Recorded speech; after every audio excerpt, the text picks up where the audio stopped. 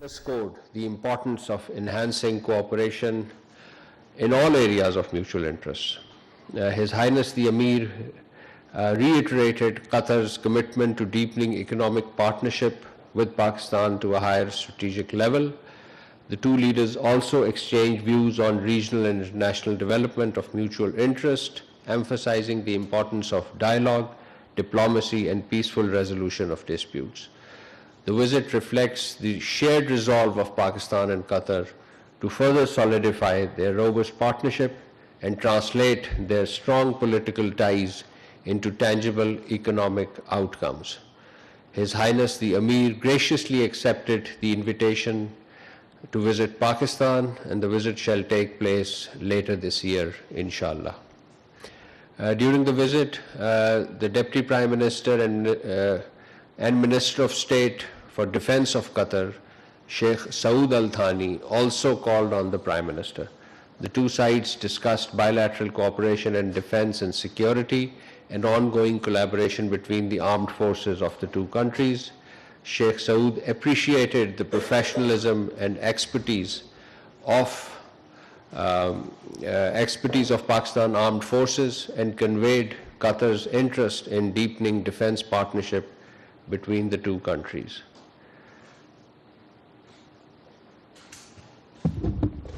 The meeting reflected the shared resolve of Pakistan and Qatar to further elevate their strategic partnership across all areas of mutual interest. Moving to the engagements of the Deputy Prime Minister and Foreign Minister, Senator Mohammad Ishaq Dar. As you know, he's on the official visit to the Kingdom of Saudi Arabia from 26 to 28 February to participate in the extraordinary session of the OIC Executive Committee. We issued a curtain raiser to this visit yesterday. And as you know, this meeting has been convened to consider the illegal decision of the Israeli occupation authorities aimed at expanding settlements, pursuing annexation, and attempting to impose Israel's sovereignty over the occupied West Bank. In the ministerial session of this OIC event, the Deputy Prime Minister and Foreign Minister will share Pakistan's perspective on this latest illegal measure by Israel to convert areas of occupied West Bank into the so-called state land. And as you may have seen on this particular issue of Israel's illegal moves in the occupied West Bank, Pakistan joined a joint statement issued by our 8 other by 8 other countries. We also issued a joint statement on the statement by the US Ambassador to Israel. We were in it with Egypt, Jordan, UAE, Indonesia, Turkey, Saudi Arabia, Qatar, UAE, Oman, Bahrain, Syria and Lebanon, and of course Palestine, along with the Secretariat of the OIC and the League of Arab States, strongly condemning the remarks by the US Ambassador to Israel, suggesting that it would be acceptable for Israel to control territories belonging to the Arab states, including the occupied West Bank. They described this comment as dangerous, inflammatory, and clear violation of the international law and UN Charter, warning that this threatened regional security and stability. Pakistan also joined a joint statement on a related topic. This was by OIC, Islamic, and certain European and other world countries. This included Secretary General of the Arab League, the Secretary General of the OIC, and other countries including Saudi Arabia, Jordan, Brazil, France, Denmark, Finland, Iceland, Indonesia, Ireland, Egypt, the Luxembourg, Norway, Palestine, Portugal, Qatar, Slovenia, Spain, Sweden, Turkey, and the UAE. And basically we condemned in strongest terms the serious Israeli decisions that introduce sweeping extension to unlawful Israeli control over the West Bank, changes in this statement, we describe these changes as wide-ranging and amounting to reclassifying Palestinian land as so-called Israel state land, accelerating illegal settlement activity, and further entrenching Israeli administration. Thank you very much.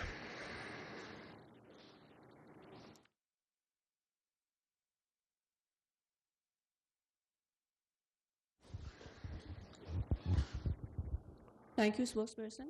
So this month marks 19 years of Samjhota Express tragedy, and the victims of this tragedy are still awaiting justice. What are your comments about it? Yes, this is the 19th anniversary of this attack, in which scores of civilians, including Pakistani civilians, I recall 68 were the casualties figures, fatality figures. We express our severe disappointment at Indian government's callousness towards the plight of the families of the Pakistani national and these other nationals, including Indian nationals, who await justice even after the passage of so many years, 19 years. This callous response confirms India's role as an official and political accomplice in the heinous terrorist attack carried out on its soil against innocent civilians, and as I said, Pakistanis and others alike.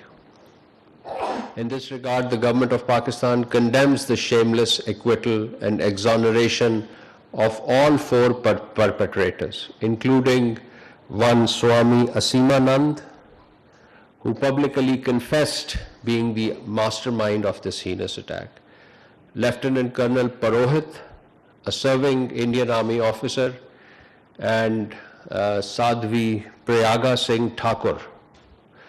We are alarmed that the Hindutva extremism and saffron terror that had motivated this inhumane attack 19 years ago has intensified manifold under the current regime in India. The government of Pakistan demands a fair trial that the perpetrators and abettors of Samjhota terrorist attack be brought to justice. The families of innocent Pakistani nationals mercilessly killed at the hands of the Hindutva motivated extremist deserve justice. And let me add that India routinely indulges in anti-Pakistan propaganda, including by exploiting the boogie of terrorism.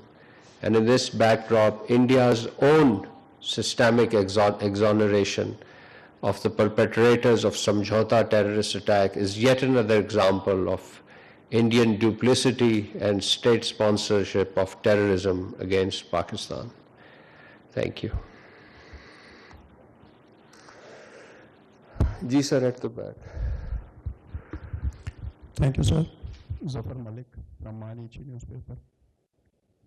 My question is regarding Prime Minister's visit to Qatar. There were reports that the basic purpose was, or one of the agenda point was, indirect communication with the Afghan government after recent clashes. So, what are your comments? The Prime Minister's office has issued a detailed press release on the meeting that took place. I have also briefed you on this subject. The regional issues were discussed, including Afghanistan, and this is what I can confirm at this stage.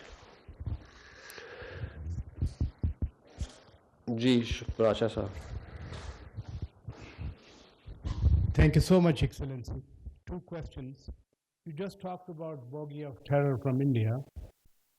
When Pakistan, in its self-defense, had a strikes against terror camps inside Afghanistan, the Indian External Ministry issued a statement which in fact condemned Pakistan.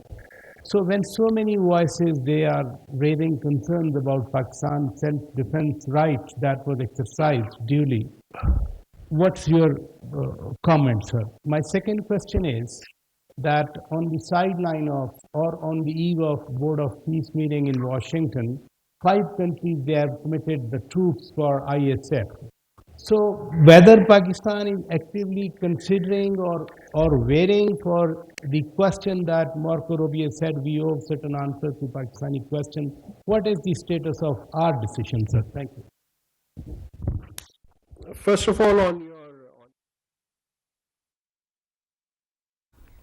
आपको बताएं, तर्जुमान दफ्तर ख़ारजा ताहिर हुसैन अंद्राबी की media briefing जारी है। उनकी जानिब से कहा गया कि अमीर कतर ने दौरा पाकिस्तान की दावत कबूल कर ली है।